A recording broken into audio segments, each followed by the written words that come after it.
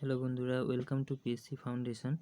আজকে তোমাদেরকে আমি জানাবো যে তোমরা যে গ্রুপ সি এবং ডি এর জন্য আবেদন করেছো, সেখানে কিন্তু প্রায় এখানে 16 লাখের মতো আবেদন জমা পড়েছে। এটা তোমরা কিন্তু জেনেই গেছো, এবং কবে এক্সাম ডেট আসতে পারে, ঠিক আছে, সেই বিষয়ে কিন্তু এই ভিডিওর মধ্যে পুরোটাই আলোচনা থাকবে, এবং কীভাবে কী করতে হবে সেই বিষয়ে তোমরা কিন্তু সমস্তই জানতে পারবে। তো চলো ভিডিওটি শুরু করি। তো এটি একটি খবরেরই কাগজের অংশ আছে। তো এখানে যেটা লেখা আছে যে শিক্ষাকর্মী নিয়োগের পরীক্ষায় বসার জন্য 16 লক্ষেরও কিছু বেশি আবেদন জমা পড়লো, ঠিক আছে, মানে 16 লক্ষ প্লাস। স্কুল সার্ভিস কমিশন সূত্রে জানা গেছে গ্রুপ সি এবং গ্রুপ ডিতে আবেদনের সংখ্যা প্রায় সমান, মানে প্রায় 50-50ভাবেই কিন্তু আবেদন জমা পড়েছে, ঠিক আছে।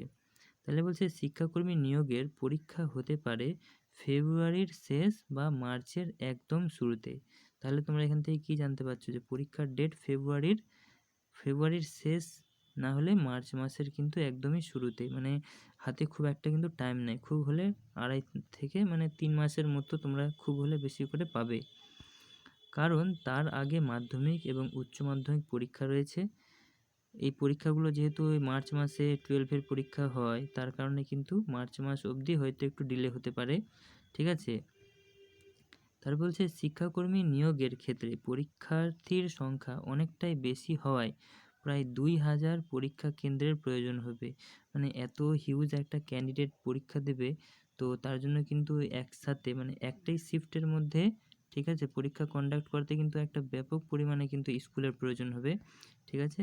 যার কারণে প্রায় 2000 স্কুলের দরকার হতে পারে, যার কারণে পরীক্ষা কিন্তু এই যে স্কুলের পরীক্ষা থাকে তার জন্য একটু ডিলে হওয়ার কথা বলা হচ্ছে, ঠিক আছে।